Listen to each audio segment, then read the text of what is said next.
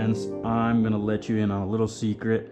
As you saw in that video, I've been talking about steering a lure, using its hook isn't the coil memory to kind of persuade the lure to go in the direction you want. Now this can be used if you have a lure that's pulling in a certain direction and you want to make it pull a different way, or if, like what I like to do, I like getting all my stuff way out in the clean water. I will say just a quick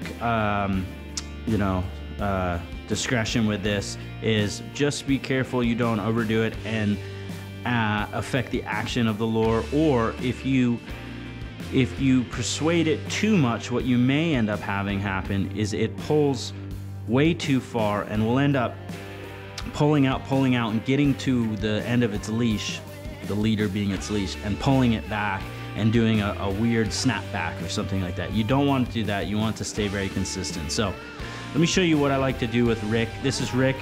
We love Rick. This is a XL Bandit with a Kona cut.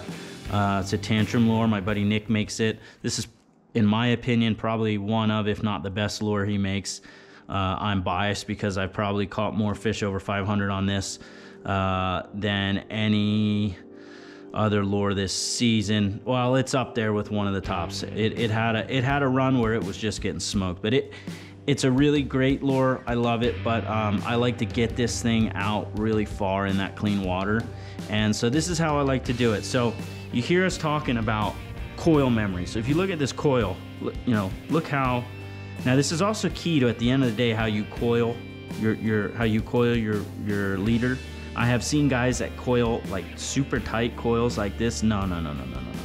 We don't want that. You want it to naturally sit how it's gonna sit, which is basically how it comes in the bag, which is a pretty big coil, okay? So, at the end of the day, you wanna keep a very big, even coil before you put your rubber band on it, okay? That's important when you're storing your lures, all right? Further to that, if you notice here how it has, especially this 530 extra hard, which I highly recommend, it has a specific memory to it, okay? It wants to go a certain way, right?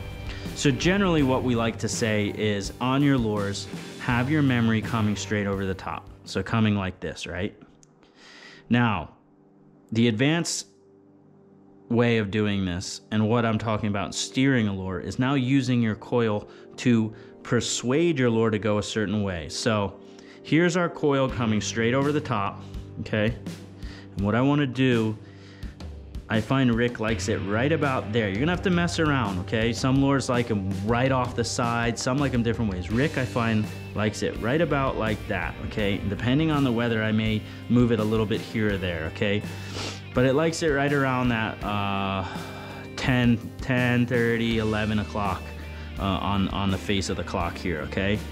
And as you can see now, that coil is now pulling it this way, okay? So if I were to just hold it straight, okay, if I were to hold this like this and then let go of the lure, you'll see the lure will turn like that, okay? So as you can see, it's pulling like this, okay, right at that 10 point. Now that's gonna push this lure this way, but it's still gonna give an upward pull to create the explosion that you want from the head. Now, here's the next bit. You'll need to use a toothpick or something to make it so you can control your leader here and then turn your hook where you want. But as you can see, my hook is not straight. It's to the side here. Notice that? See how it's pulled to the side like this?